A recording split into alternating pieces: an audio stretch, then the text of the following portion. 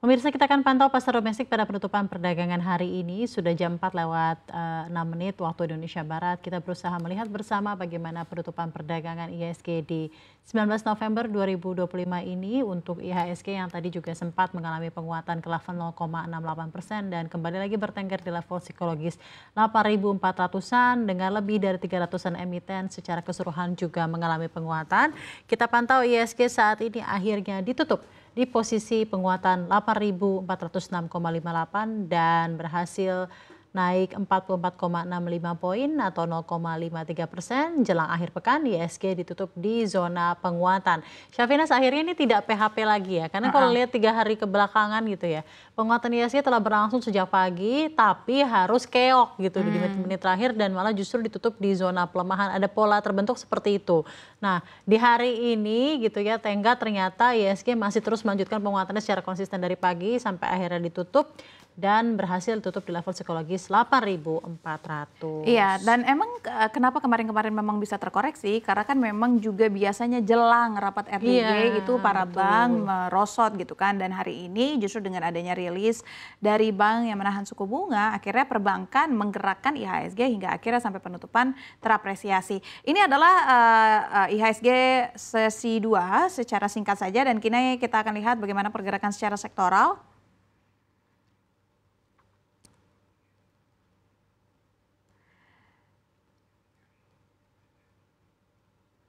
Sementara secara sektoral memang sejak sesi 1 finansial menopang dengan kenaikan 0,58%, namun sekarang ditutup di level 0,80%, non-consumer di 1,09%, consumer di 0,24%, perindustrian di 0,57%. Kita bergeser melihat 4 sektor lainnya. Dari 4 sektor lain juga terpantau banyak yang sumringah dengan kenaikan energi di 1,54%, infrastruktur di 1,04%, bahan baku di 0,27%, ada properti juga yang harus terkoreksi di 0,40%. Koreksinya tipis saja tetapi tidak mempengaruhi kinerja IHSG secara keseluruhan. Tadi kalau kita lihat di pukul 3 lewat ada 2 sektor terakhir yang terkoreksi. Kita akan lihat bagaimana posisinya di penutupan. Ternyata memang teknologi dan transportasi masih bertahan di zona koreksi dengan penurunan 0,91-0,72%, sementara kesehatan masih bertahan dengan apresiasi 0,46%. Sementara kita lihat pergerakan rupiah, Safrina. Kita akan lihat pergerakan dari rupiah di hari ini yang juga berhasil menguat terhadap dolar Amerika Serikat sebesar 0,27%. Dan rupiah saat ini berada di level Rp16.690 per 1 dolar Amerika. Kita juga akan lihat pergerakan dari rupiah terhadap 3 mata uang utama lainnya di dunia. Terhadap Singapura dolar, yen Jepang, dan euro, rupiah juga berhasil menguat masing-masing sebesar 0,39, 0,31, dan 0,28%.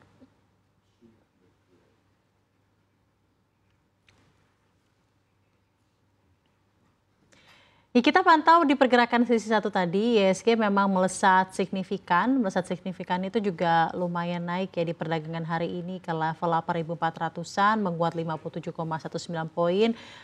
Penguatannya juga cukup signifikan di 0,68% dengan 338 emiten naik, 200-an turun dan 100-an tidak bergerak, di mana seperti yang juga tadi sempat kita perbincangkan gitu ya di segmen awal, saham SGRO ini ramai dibelanjakan. Sampurna Agro itu di pasar negosiasi itu ada transaksi sebesar 9,4 triliun rupiah. Ada ARA juga di perdagangan hari itu dan saham sektor perbankan serta emiten berkapitalisasi besar juga ramai-ramai menguat karena adanya sentimen dari rapat Dewan Gubernur Bank Indonesia. Dan akhirnya juga sore kan menunjukkan ya bahwa memang akhirnya suku bunga BI 7 days repo rate tetap di 4,75% dan tentunya ini kan sedikit memberikan pengaruh penguatan juga ya untuk perdagangan hari ini. Iya. Namun di satu sisi juga ada beberapa emiten seperti DSSA dan Bumi yang tercatat sebagai penopang utama kinerja IHSG hari ini. Tapi catatan dari Syafinas, kira-kira untuk pergerakan penguatan hari ini seperti apa? Iya, jadi kalau sesi 1 memang penggeraknya tidak hanya SGRO, memang SGRO sangat banyak sekali diperdagangkan, tetapi juga ada perbankan dari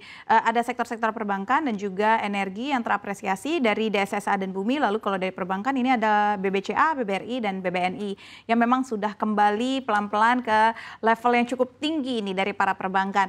Dan tadi yang seperti kami sampaikan bahwa sepanjang 2025 terkait dengan BI 7 7 days reverse repo rate itu memang sudah mengalami penurunan yang cukup signifikan, yaitu mencapai 6% atau dengan total 125 basis point.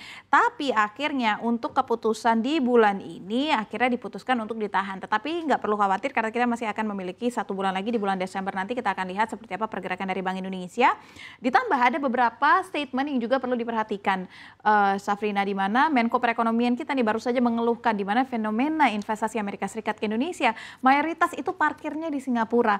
Dan fakta ini akhirnya menunjukkan bahwa kelemahan struktural ekonomi kita di Indonesia akhirnya menjadikan Indonesia dilihat sebagai tempat lelahnya aja, tapi kue, jasa keuangan dan tempat lelah pusat, regionalnya tetap di negeri singa gitu. Jadi memang manufakturnya, capeknya semua di kita gitu. Tetapi yang menikmati adalah Singapura.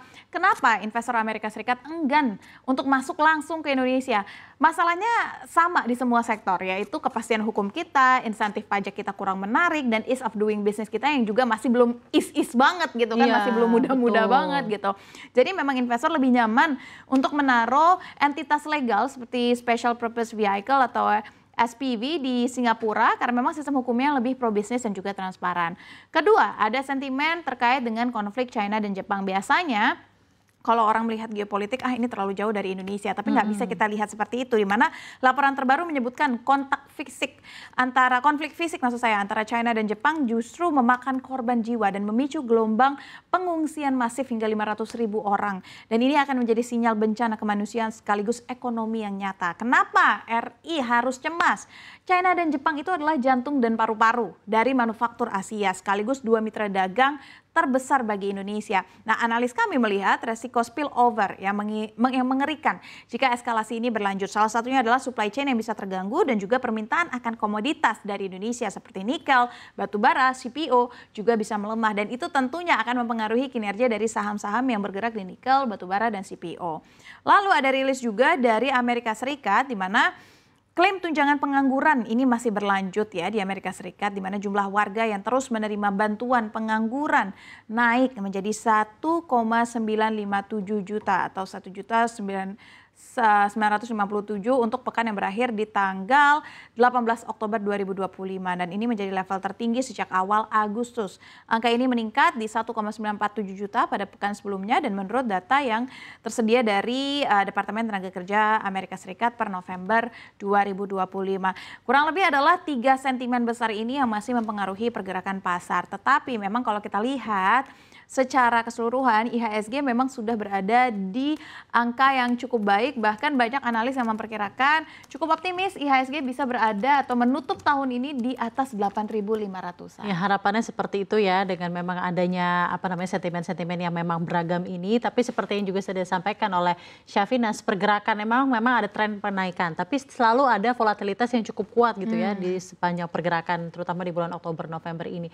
Jadi memang kembali lagi di eksternal tuh masih begitu banyak ada uncertainties, tapi ya memang kembali lagi adalah bagaimana fundamental secara keuangan, fundamental dan juga pasar kedalaman serta diversifikasi capital inflow itu tidak hanya dilakukan di Singapura atau negara-negara yang memang memiliki pasar keuangan dalam. Apa yang bisa dipelajari ya dari negara-negara tersebut agar Indonesia bisa menjadi tujuan capital investment atau capital inflow yang memang benar-benar bisa preserving, tidak hanya menjadi hot money destination only.